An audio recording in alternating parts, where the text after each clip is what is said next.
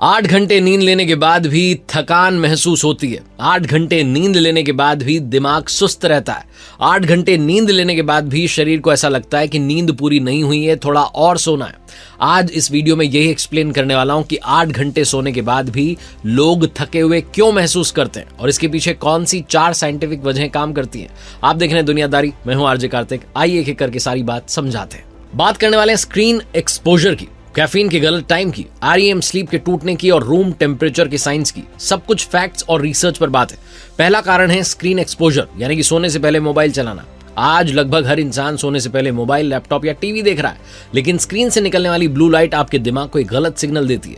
Science बताता है कि ब्लू लाइट हमारे शरीर में बनने वाले हार्मोन मेलेटोनिन को सप्रेस कर देती है। मेलेटोनिन वही हार्मोन है जो हमारे दिमाग को बताता है कि भैया सोने का टाइम हो गया। जब आप रात में स्क्रीन देखेंगे, नींद आने में देर होगी, नींद हल्की हो जाएगी और डीप स्लीप और REM स्लीप जो है वो डिस्टर्ब हो जाएगी। यानी कि आप सो तो रहे हैं लेकिन दिमाग को प्रॉपर आराम मिल नहीं पा रहा है। दूसरा कारण है कैफीन टाइमिंग। कॉफी कब पी गई ये बहुत ज्यादा जरूरी है। बहुत लोग कहते हैं कि मुझे तो कुछ नहीं होता कॉफी से, मैं तो सो जाता हूं। लेकिन असली प्रॉब्लम ये नहीं है कि आपको नींद आ रही है कि नहीं। प्रॉब्लम यह है कि कैफीन आपकी स्लीप क्वालिटी को खराब करता है। कैफीन का हाफ लाइफ लगभग 5 से 7 घंटे का होता है। मतलब अगर आपने शाम 5 बजे भी कॉफी पी तो रात 12 बजे तक भी उसका असर आपके दिमाग में रहेगा। इसका असर यह है कि डीप स्लीप जो है कम हो जाती है, REM स्लीप जो है टूट जाती है और शरीर की रिकवरी अधूरी रह जाती है। इसीलिए सुबह उठने के बाद भी थकान बनी रहती है। तीसरा कारण है REM स्लीप का डिस्ट्रक्शन। नींद पूरी हुई लेकिन सही नींद पूरी नहीं हुई।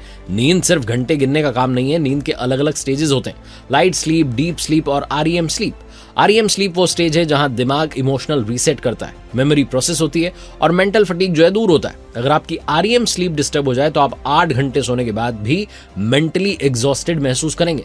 Screen exposure, late caffeine, stress और इरेगुलर स्लीप टाइमिंग जो है ये सब REM स्लीप को डैमेज करते हैं। इसीलिए लोग कहते हैं कि नींद तो पूरी कर ली लेकिन फ्रेश फील नहीं हो रहा है। चौथा कारण है रूम टेम्परेचर, जो लोग इग्नोर कर देते हैं। बहुत कम लोग जानते हैं कि सोते समय शरीर को ठंडा होना जरूरी होता है। साइंस के हिसाब से सोने के लिए आइडियल रूम टेम्परेचर लगभग 18 से 22 डिग्री सेल्सियस होता है। अगर कमरा बहुत गर्म है तो शरीर बार बार माइक्रो वेकअप्स करता है, स्लीप साइकिल टूटती है और डीप स्लीप यानी गहरी नींद कम हो जाती है। आपको लगता है कि आप पूरी रात सोते रहे, लेकिन असल में दिमाग बार बार जागता रहता है। इसीलिए सुबह उठकर बॉडी भारी लगती है। तो असली कंक्लूजन क्या है? 8 घंटे सोना जरूरी है, लेकिन उससे ज्यादा जरूरी है क्वालिटी स्लीप। अगर आप चाहते हैं कि सुबह उठकर सच में फ्रेश महसूस करें तो सोने से 1 से 2 घंटे पहले स्क्रीन कम करें, शाम के बाद कैफीन अवॉइड करें, स्लीप टाइमिंग रेगुलर रखें और कमरे का टेम्परेचर थोड़ा कूल रखें।